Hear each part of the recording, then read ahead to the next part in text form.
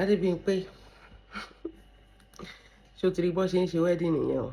Ṣé o ti rí ń sìn bí wọ́n ṣe ń ṣe kí ni ṣe wedding nìyẹn? Congratulations to the couple. Bọ́n ṣe wá yẹn pẹ̀lú òkú Ọlọ́run, wọ́n máa bára wọn kalẹ̀. Ọmọ aláyọ̀, ọmọ aládùbáríkà lọ́lọ́run máa fi jíǹkì wọn. I have no problems with the couple. Wà Adebimpe, ṣé o mọ̀ pé ìwọ ni àgbàyà lórí social media wa yìí? So of course, a máa ganu sí. First thing first, what are you wearing? Kí ló kó sí? Mi ò kí understand bẹ́ẹ̀ ṣe máa kúrò nílé tájà ò ní gbóyin. What are you wearing? Báwo ló ṣe máa gbé tote bag àti àwọn bàtà yá mi lẹ́kọ̀ọ́ kó wá gbé sórí native? Ó ní wáìnì, ó mú wáìnì, ó mu àbí òmu bí wàá tí ọmọ ẹbẹ ṣe máa ń pín wèrè ṣe ni.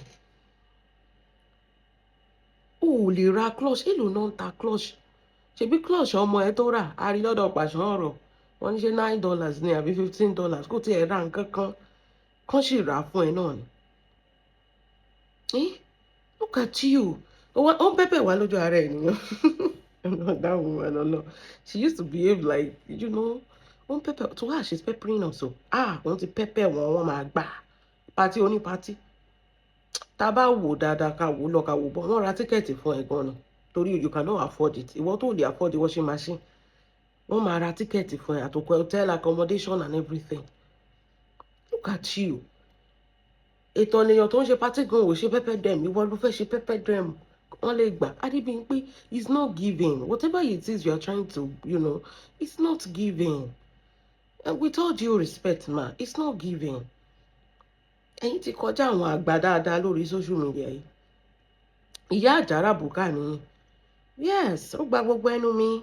You remember the things you said? Ẹjọ́ tí Priscilla wed torí pé o fẹ́ jà fún Lizzy o sọ pé tẹ́ ẹ máa ta ríǹgì jẹun. You said that. Ọjọ́ tí Dorcas bímọ o máa ṣépè fọ́tọ̀ ọmọ ẹ̀ ní ọmọ tí ò ṣẹ̀. Bísí MHM ṣó ṣe anything fún ẹni? Bọ̀ torí pé kí ni o ṣàfẹ́ tọrọ jẹ lọ́wọ́ Lizzy láti joy náà tó dẹ̀ ti ń tẹ̀lé Lizzy náà. Ó paṣọ èṣì dáa. Ọlájí race cottage ó ti promise mi nílẹ̀ etí ilẹ̀ fi gbọ́ mà òun gan fún ara ẹ̀ ṣó fojú rí ni tábà sọ pé ẹ̀yin fẹ́ fojú rí kí ló máa jẹ yó.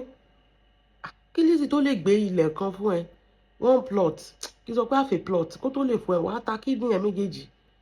Bẹ́ẹ̀ ni wàá fún ní kídìní ẹ méjèèjì kó tó lè fún ẹ ní half a plot. Ọlájí race cottage ọmọ mi ló ní tóun àti màmá bá jà báyìí obìnrin Ọlọ́run she's a mentally unstable person. Ó máa ní Lizzy wọ́n ti faṣọ bú mi ó yàfẹ́ kọ́mọ yẹn máa káàkiri fún un. Lizzy wọ́n ti fi góòdì ṣó ò bímọ ní ṣe bó o bímọ. Owó ṣe ń ṣe bàlàbàlà bẹ́ẹ̀ ló máa jẹun sáyà jẹun táṣọ tó máa ṣe bíi pé ìwọ ló ní patí èèyàn tó ní nǹkan gan-an kò ṣe pẹ́pẹ́ dem ìwọ tó jẹ́ pé invitee mo gbọ́ mo yà wọ́n fi ẹ́ ṣe handbag lọ síbẹ̀ ni wàá pe woman yẹn pa pé ẹjọ́ ẹ má gbàgbé mi ẹjọ́ ẹ bá mi búùkù tíkẹ́ẹ̀tì yẹn máa wàá ti fi kọ́ọ̀lù torí the way you are doing there you are not doing like a guest you are doing like ọmọ ojú ọ̀rọ̀ láre. Ìyá jẹ́yìn gan mà o pé òwà UK yẹn ò sọ pé òwà UK o mà ìyá jẹ́yìn gan o you are a testimony that you have suffered and you are still suffering. Pé olówó bólówó ṣe yẹn ò sọ pé ìyá ló ń jẹ́ ń bẹ̀ yẹn. It's not graceful. Gbogbo àti màmá ẹ wé lọ sí wedding Priscilla. See what she wore. See how graceful the party is. Look at what she was putting on. Look at you. Wọ́n ní mo rí MHM tó ń drag yẹ wípé AliExpress ló ti lọ máṣọ tó sọ pé Lizzy ló taṣọ fún. Ó jẹ́ àjọsọ ṣé o lè afford aṣọ Lizzy? Ibo ló ti fẹ́ rẹ̀? Wọ́n ní AliExpress ló ti lọ máṣọ wọ́n gbé jáde ṣé £32 ni or £62 ló ti lọ máṣọ tó sọ pé Lizzy ló ta fún ẹ. Different colour of that clothes ló wà mí àkùtì ẹ̀ tó wá fit ẹ̀. Mi ò tí ì ríyàn tó wọ ọ̀rọ̀ àti bùgbàrí tó tó fit ẹ̀. That is the bare minimum. Kò tún dá lára ẹ. Omi yalé gbogbo ẹ ṣe yá àbí kó máa ṣe yá tó bá jẹ́ orí bẹ́ẹ̀dì báyìí ò ní underperform wàá yá ni. Look at you. You don't look graceful. There's nothing graceful about you. Anytime I see you, you are always looking like, I don't know, like a tortoise. You know, àwọn alábàárùn kankan mẹ́yàn ló máa ń jọ.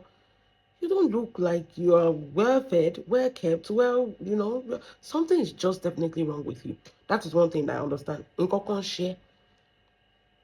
Something is always wrong with you. Doesn't make sense. Take care of your delusional self. Who's anybody tó rán iṣẹ́ náà?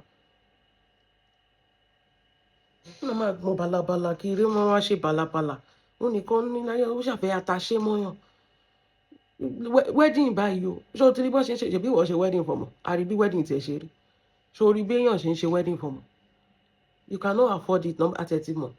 But number 2 náà lórí social media, àwọn ọmọ tó bá tún ṣe dáadáa tó ń ṣoríire, ìwọ ló máa kọ́kọ́ jáde tó máa wá mú wọn bú. Níbi tẹ́bi pa ẹ́ dé o tún mọ́ ọmọ ẹ dání. You don't look graceful. Wọ́n á ṣe ó fẹ́ pẹ́pẹ́ wà. Nǹkan tí ò kì í yé mi ni pé you always think that you are peppering us. And we know all your full story. Ó máa ń ṣe bẹ́ẹ̀ ni pé o fẹ́ pẹ́pẹ́ wà. And we know who you are. We know all your true story. We know everything about you. Like, we know how you live, how you survive and everything. You're not well. You're not okay. You're not okay. Nǹkan kan ṣe. You're a nuisance. Gbogbo ayé sọ kí ló ń ṣẹlẹ̀, kí ló ń ṣẹlẹ̀, kí ló ń ṣe kinní kan. Ó wà okay at all. Ó ní ìranù. Fi kó dókó ọ̀rẹ́ ọkọ ọ̀rẹ́ ẹ̀. Kó máa jagbà náà ni. Ẹ wò ó, mọ́mì tó ń ṣe wedding. Ẹ gbé groom kúrò lọ́dọ̀ ibi tí Adebimpe wà. Ẹ mú groom kúrò ń bẹ níbi tí Adebimpe wà. Make sure the broom is not there. Adebimpe bá rí broom ó máa kì í mọ́lẹ̀ ó máa dó ni. Kò sí nǹkan tí ò lè dó bó ṣe wà yẹn. Kò sí nǹkan tí ò lè ṣe kíni tí ò lè dó bó ṣe wà yẹn. Adebimpe máa dó ni. Mo ń sọ fún yín. Wọ́n á sọ pé kinní kan ṣe kinní kan. Ó my dear, láwọ̀ ẹ̀ kó fomi lò. Ẹ pẹ̀lẹ́. Ọlọ́run tún mọ ọdún náà tún máa invite yín báyìí. Congratulations. Ẹ kú òṣì.